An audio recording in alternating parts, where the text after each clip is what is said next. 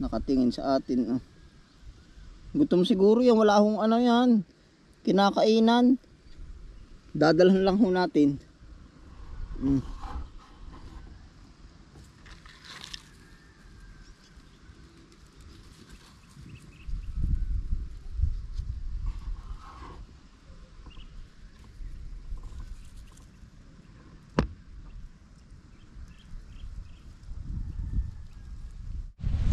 Bala po, kumusta na po kayong lahat? Tara po yan, bala episode dito na po.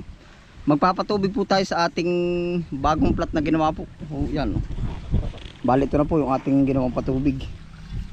Yan po isang diretsuhan na. Oh. Hanggang dun po yan sa bandang dulo. Gawa po ng sa totoo ay igang-iga na po. Oh. Yan. Sama-sama po tayo.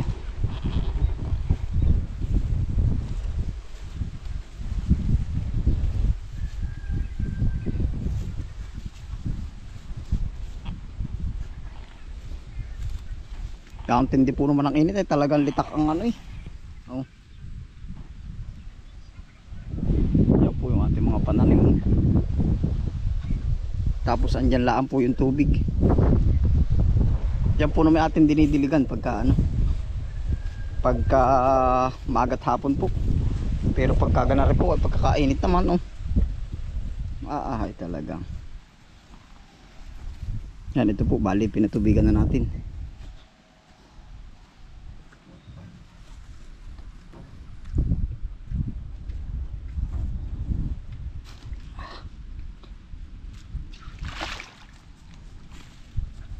Yan, ito na po yung mga plat oh. Mas madali po siyang anuhin. Mas madaling paagisakin pagka ganitong may tubig. Yung pinuhin po ba ang lupa? Yan oh. Ay pagpugan na katigas ay bato. Aba. Parang bato po.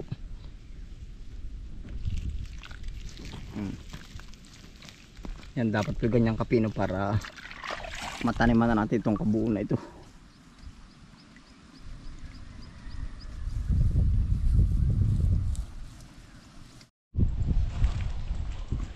Yan, pasalamat po naman tayo. Magandang ating patubig. Oh ay, parang batuhan. Tigasak ba?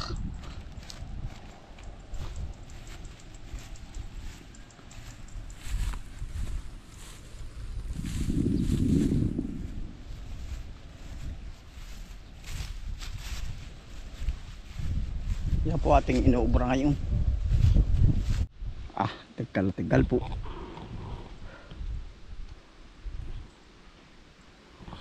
Buti po naman sumagad na dito.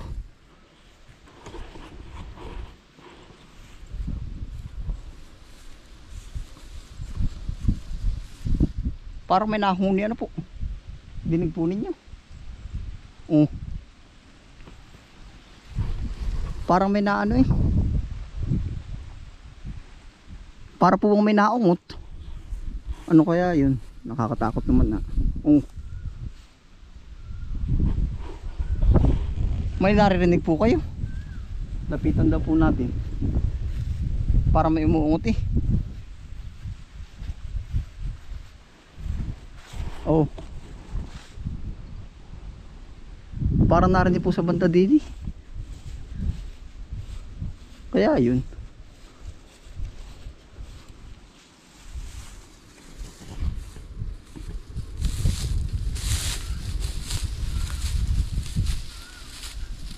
Oh.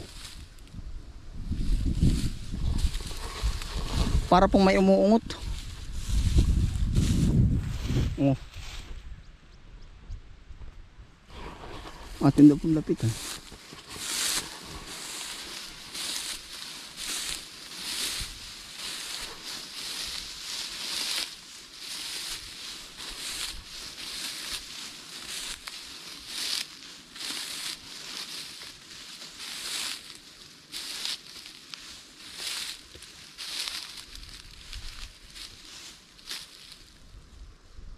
Mm. Ay, may aso. Tiyo. May aso po pala. Tiyo. Tiyo. Dugi oh. May aso po pala yan oh. Tiyo. Eh.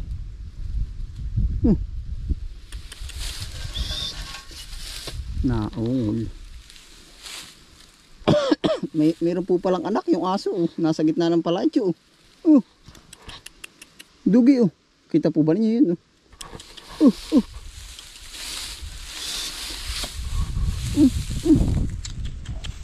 Baka po naman tayo sunggaban na. Tiyo.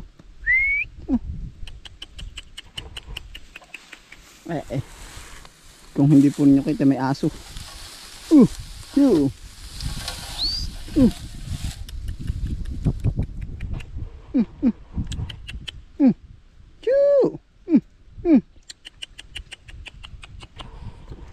Aring asong ari po ay ano, ito po ay abandon. Kasi ho, noon ay may bahay dyan, may bahay dito, ay wala na po natira, kinalas-kalas na. Tapos may aso dyan, dalawa yan, yung kulay brown at saka itong tigring ito, ay umanak po, ay nasa gitna ng palayan no? Pag i-rescue po natin, baka naman ho ako kagatin. Ano kaya ang magaling di yan?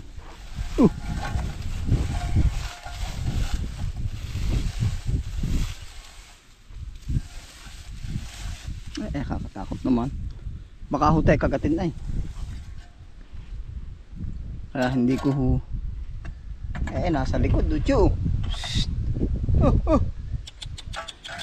Tigre. Tigre.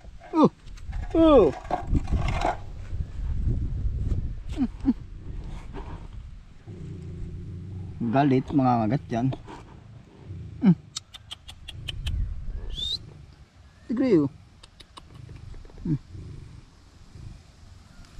Yun po yung kanyang anak. Kabila, ang ganda oh. Yo, kita po baga.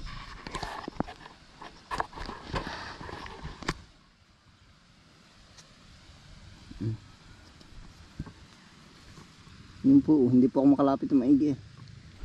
Hayo! Baka po awayin ng ating aso. Hindi ka hayo! Uy! Yan po yung ating aso, baka babagin po eh. Nakakaawa po ito, dapat ma-rescue po ba natin? Hindi ko po makuha ng camera. Anar din yung inahin. Yan. Natulo pa man din ang laway. Yan oh. Yun po yung anak oh.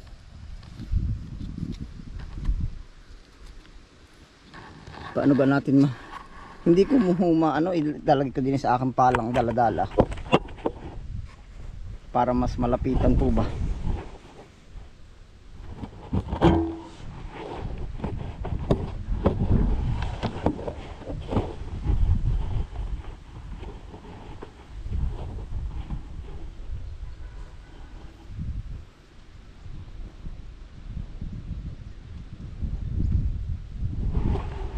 Mahulog ang ating camera.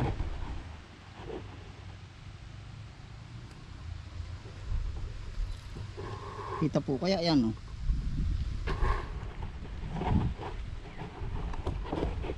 Mahirap po ang tayo ay. Baka ako kagatin ako yun yan po yung tuta oh. Kung makikita po sa camera oh. Choo! Ang taba. Kita po kaya yan oh.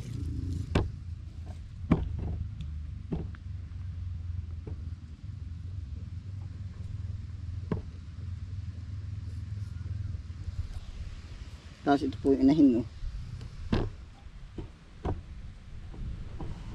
Bale po, hindi lang ho natin malapitan. Kawawa po naman itong asong ito ano.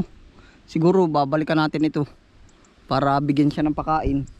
Kawawa ho, baka kasi kung saan saan tangayin ay mas maganda dito sa part na to po ba, yan oh. Kasi andito siya sa napakalaking bato. Ayan po oh. Atin lang pong inilagay sa pala yung ating camera. Ayan po yung inahin. Narin pa ba chuchu?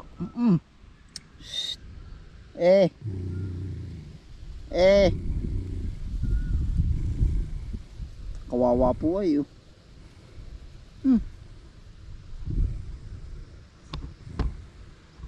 Gutom ka ba?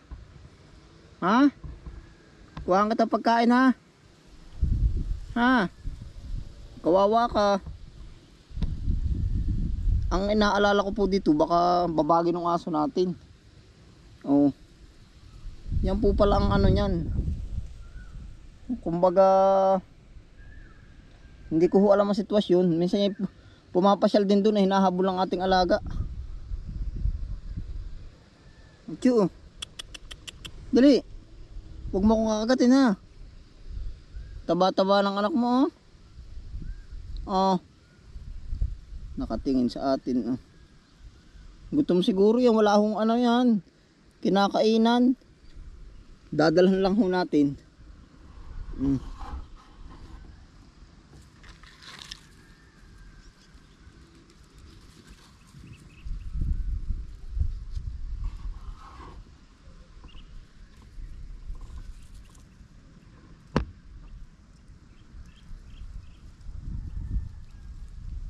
Bali tayo po nasa taas lang ng bato.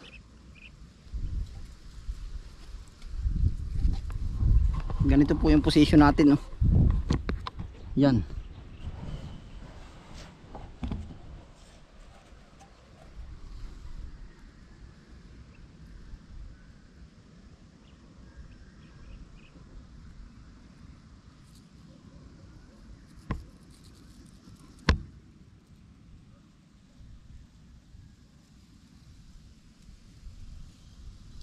Taba pa naman.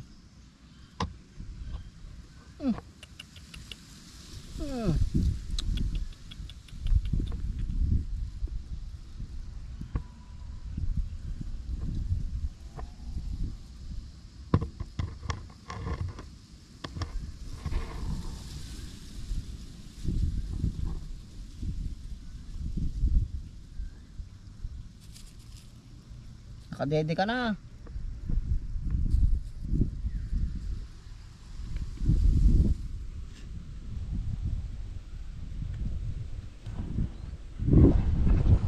Talaga akong kawawa.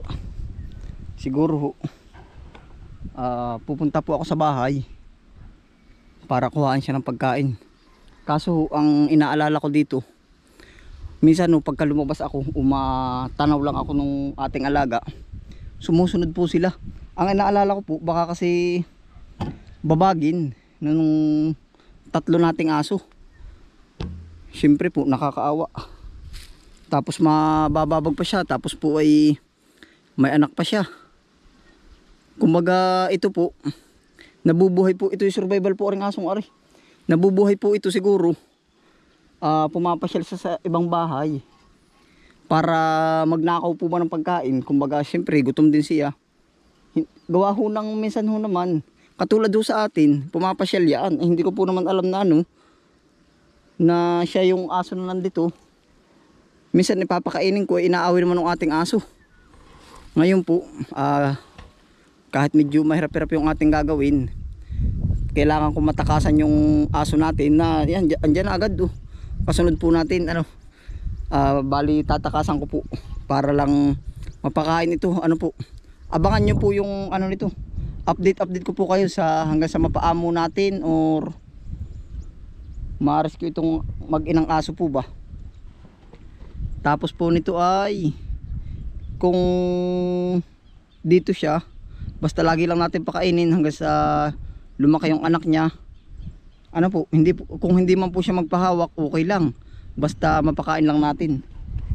Palagay ko mabagsik tong aso kasi may anak tapos di niya tayo kilala. Ayun po. Tayo po kukuha na ng pakain doon sa kubo. Abangan po ang next episode. sa mangyayari.